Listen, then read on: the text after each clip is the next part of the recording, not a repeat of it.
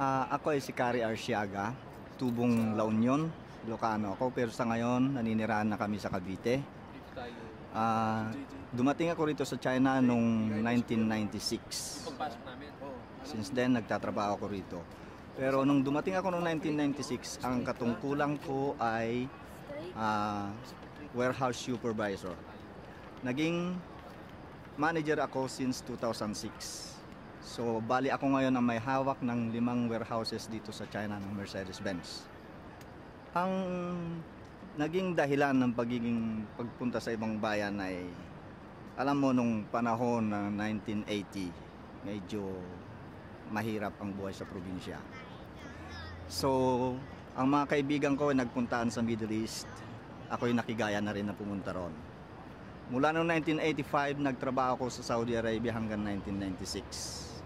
Tapos noong 1996, pumunta ako rito sa China. So, OFW ako mula noong 1985 hanggang sa ngayon. Maganda naman ang trabaho rito sa Beijing. Lalo na't ang kumpanyang napasukan ko, isang magandang kumpanya. Kumpanya ng Mercedes-Benz. Isa sa pinakamalaking kumpanya rito sa China. Ikinagagalak naming malaman na ang Pangulo natin ay pupunta rito sa Beijing para bumisita.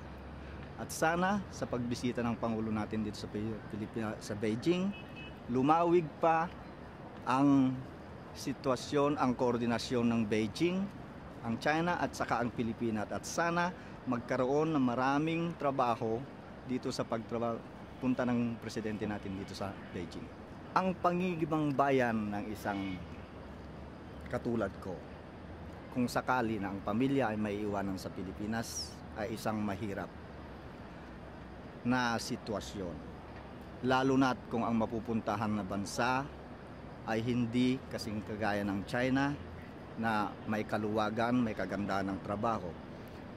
Hindi naman siguro lingid sa atin.